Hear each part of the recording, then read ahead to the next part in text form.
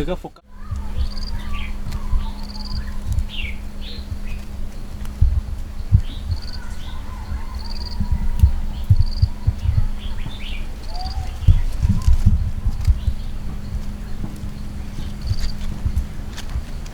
ดูแล้วนะครับ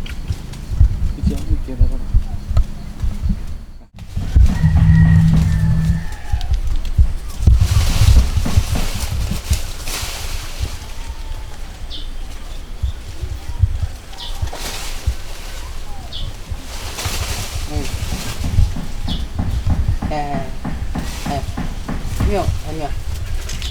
ทุกคนนะวันนี้เราพาตัวฮอกน้อยแล้วก็ตัวลิงน้อยเนาะมากินมะคอมอยู่หลังบ้านกันทุกคนตอนนี้อันมะคอมอยู่หลังบ้านกำลังซุกทุกคนเขาซีหาซีให้มันขึ้นไปเก็บกินเองทุกคนตอนนี้ตัวฮอกน้อยมันไปทางพ้นแล้วบ่เคยเอามันเข้าปลาตั้งแต่มันใหญ่ขึ้นมาแล้วตอนนี้มันเข้าปลาบูฮูมันไปอยู่ทางไหนเดี๋ยวซีไปหามันก่อนตอนนี้นะ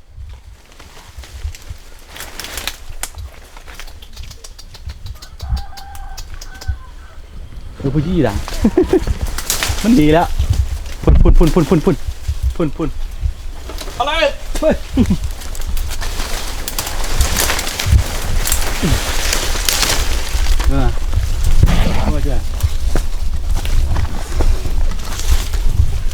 ทุกคนมันอยู่พ่นเห็นปะนี่คือฮอกกระนายหรือว่าก็ฮอกน้อยที่เขาเลี้ยงไว้นี่มันตื่นเต้นแห้งตอนนี้นะมันใหญ่แล้วก็หูความแล้วกะมันเริ่มบ่ย่านปลาแล้วเห็นปะพุ่นเขาเลี้ยงได้ตอนน้อยๆเนาะตอนนี้ใหญ่ละมามันบ่ยอมมาตอนนี้เริ่มสนุกกับปลาแล้ว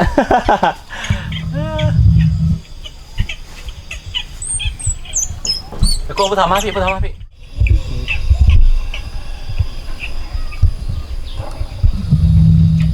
aku punya kêu chào chào nó hay thấy cái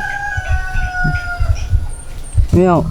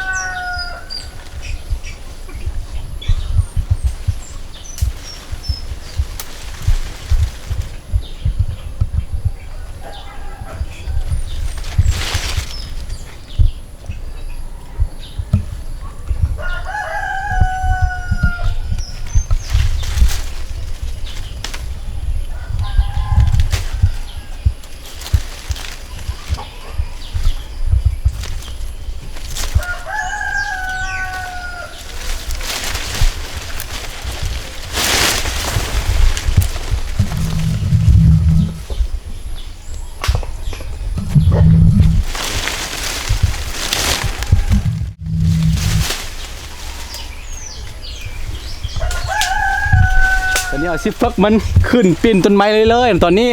รู้สึกว่าตัวฮอกน้อยมันหนีไปทางใดบ่ฮู้เนาะ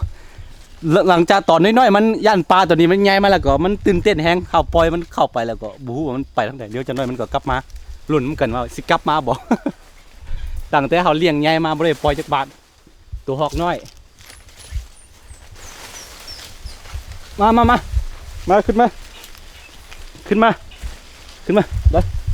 ขึ้นโอ้ยมีตัวมดขึ้นดูเลยขึ้นไป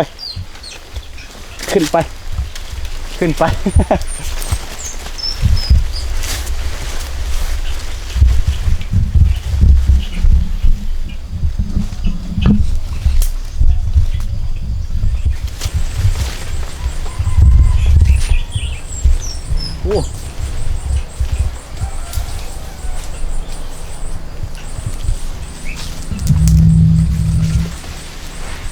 มีหางหมด เดี๋ยวเข้ามาเดี๋ยวเอาคุณจุ๊ย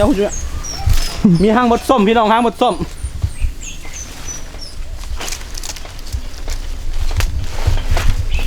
อุ้ย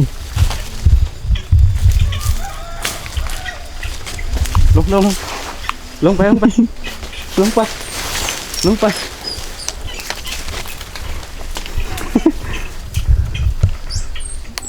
Ah mais c'est bien.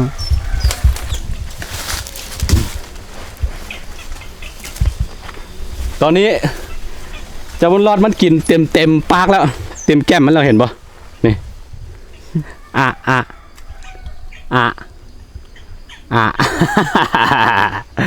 เฮ้ย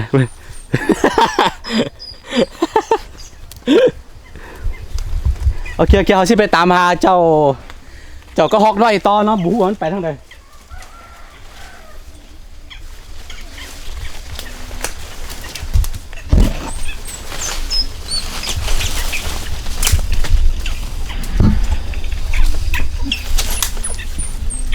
เขาเปิดเสียงตัวฮอกเนาะไว้เพื่อว่าให้มันได้ยินเสียงแล้วกลับมาตอนนี้บ่เห็นบ่ฮู้ว่ามันไปทางใดนี่จะเป็นคือครั้งแรกที่เราปล่อยหลังจากที่เราเคยปล่อยตอนน้อยๆมันจะต่ำมาตอนนี้รู้สึกว่ามันสนุกกับกันอยู่ป่ากะเป็นอันนั้นเนาะคันว่ามันบ่กลับมาก็แล้วเนาะถือว่าเป็นบุญของมันถ้ากลับมาก็เขาก็เอาเป้าไว้อยู่บ้านคือเก่าเพราะว่ายายสามารถหากินเองได้แล้วนะสำหรับตัวฮอกน้อยเนาะคือว่าเขาเคยให้คลิปไปครั้งหนึ่งแล้ว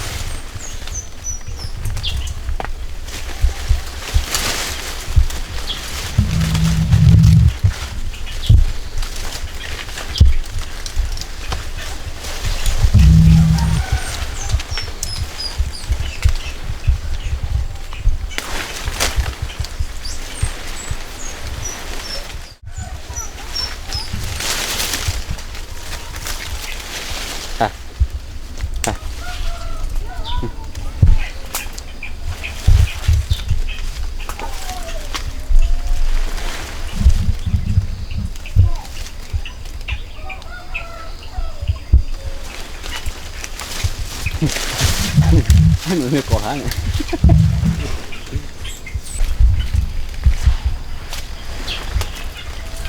เฮ้ย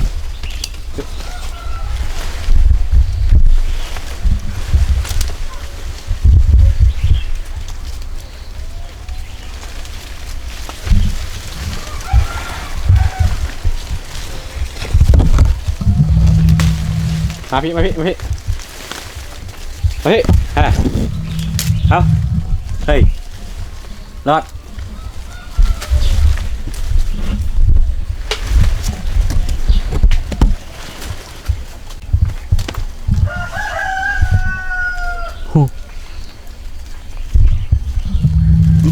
เดี๋ยวเข้ามาหายไหม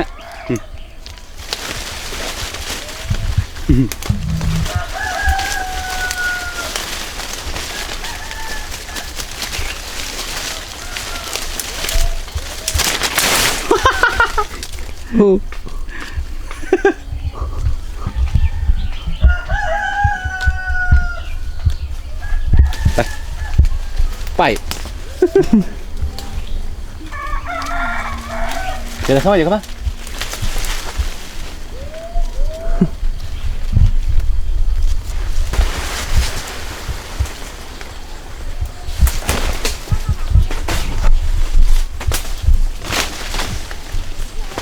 รู้จักเลย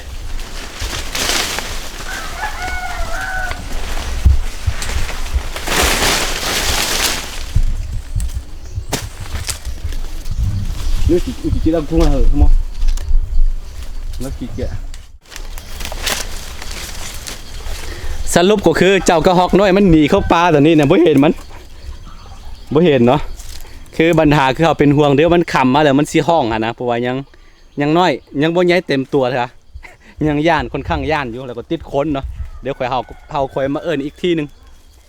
ตัวนี้เจ้าบุญรอดก็กินอิ่มเต็มทีมันคือมักคอมเด้อทุกคนเด้อบ่ฮู้ว่าภาษาอื่นเขาเอิ้นจังได๋นี่คือมักคอมนี่เนาะมีตัวสุกมีตัวบ่สุก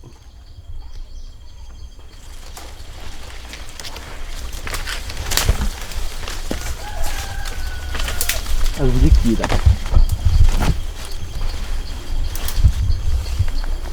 มาหมดถึงทุกอย่างเลย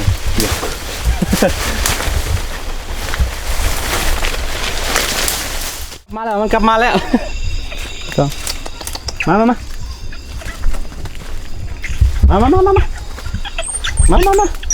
มาเห็นบ่ฝุ่นนี่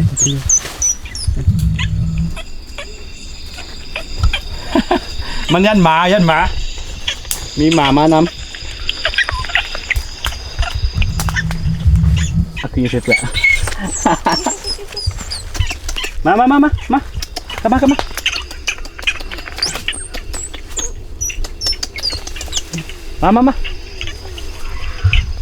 ต้องเอาเสียงของมันแบบนี้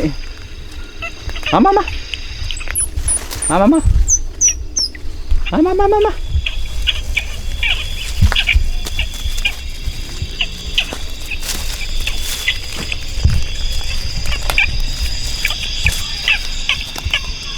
มันยางไปยางมาอยู่ฮั่นมันย่านตัวหมาพวกก้ามาเนี่ยเห็นบ่มา